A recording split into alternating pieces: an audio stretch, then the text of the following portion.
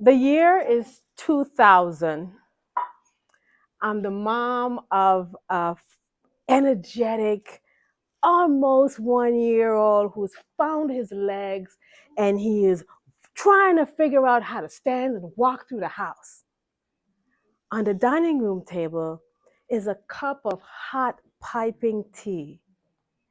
And this little kid who doesn't know how to use his legs quite yet figured out how to shimmy up onto a dining room table, even though he can't walk, and pulled it down onto his face. He's my only child.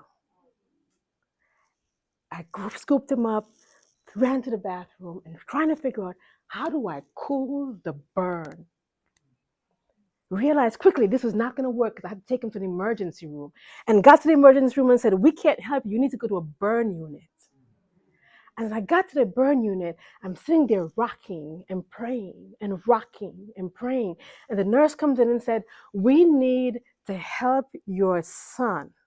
But to do that, we're going to have to take the burnt, charred skin from his face by simply wiping it." I'm thinking, okay, that's my baby. Can you at least put some anesthetic, put something to numb the pain? She goes, "I can't do that. I need to wipe all of the charred skin and the tears and the tea and everything that is there so it can grow as if nothing had ever happened." And I said, can you at least figure out a way to ease the pain? And she said, "No, I need to do this. In order for him to walk around like nothing had ever happened, in order for him to have the skin that was nice and clean, I need to go layer by layer and get down to the white of the skin and remove every piece that was there so my baby boy, who hardly could walk, could be the adult with no scars." And I stood there and I said, "Please, there has to be another way because this is my child." And as she started to move it piece by piece, I heard the blood curdling screams of my child. And I stood there helpless, unable to figure out a way to ease his pain. But she said, in order for growth to happen, I need to remove the dead skin. I need to remove the charred remains. I need to remove the tears, the salt in the tears and the tea. I need to take it off. And I said, "Please, it has to be another way." She said, "No." And I listened as my child screamed, and I stood there helplessly as I held him in my arms. And piece by piece, she removed it. And with each removal, he screamed. And I could do nothing. Fast forward 25 years. He is a handsome, tall, no sign of a scar entrepreneur here in Palm Beach. But in order for him to go from that screaming, almost 1 year old to where he is now without a sign of a scar, he had to go through the pain. This year, your theme is impact. And if you think of impact, it is painful. My son had to remove the skin so he is able to stand and be the young man that he is today. My question to you is, as 2025 is here, and you say you want to do impact and have impact in a new way, what dead skin and cells do you need to remove? As women, we often find ourselves wanting to add and do more and do better and keep expanding our pie. And this year, I am going to challenge you and ask you, can you be more impactful by removing the things that no longer serve? Can you be more impactful by removing the things that when you think about it, it will hurt, But if you tell me you want to be the best version of yourself in 2025, can you stand to hear the blood curdling screams like that of my son? But this time the screams will come from you as you decide, do I need to remove certain commitments from my calendar in order to have the impact that I know I can have? Because impact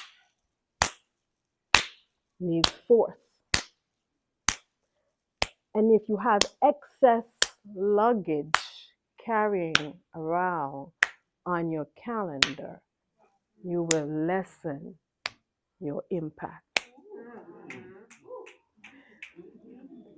Do you need to also think about the associations that you have? In order for you to have impact in 2025, I want you to think about the people on your bus. Are they there to help you move forward, or have they become dead weight on your bus? And are they the right people to get you into the next version of who you are to be? I want you to take a moment and go row by row of the people who sit on your bus and ask yourself, has their time come? Should we let them off at the next stop? Because you need to remove the dead skin in order for you to be the best version of yourself. Ask yourself this question. In order for you to be the best version of you, is it time to remove the mask? You know, the mask that all of us as women, including myself, at some point in our life, we wear because we're trying to keep up appearances. We wear because we know there's a personal side of you and a professional side. And somewhere along the line, you split your personality. So you have one mask here and one mask here. And sometimes you wake up and you don't know who you are. Do you need to remove the mask? Because hiding behind that mask is the real you. And she's been fighting to come out from behind the shadows. But because you've lived the life that have taught you that you're not good enough, that we might not be the right type of person for the right kind of season, for the right kind of environment, for the right kind of society, for the right, and you fill in the blank. You keep the mask on because you want to fit in, not realizing every time you wear that mask, you lessen the impact that you have. And you walk around, and I've done it as well, and we take on more responsibilities, and we say we want to have impact, when really all you're doing is giving people a pat. Impact takes force. Impact is painful. Impact takes time. So as you think about your 2025 and how you want to show up, are you ready like I was 4 years ago when I decided to look and see how I was spending my time and decided that some commitments had to go? Are you ready to consider, like I had to do when I looked at my bus, that my bus had too much dead weight? And it was painful, but I had to stop and say, we've arrived at your stop. Please exit. And are you ready to take off the mask? Because for you to have impact, you must show up as the full embodiment of who you were born to be. without fear, without reservation, because the world is waiting for your gift. Are you ready to have impact? Have a great 2025.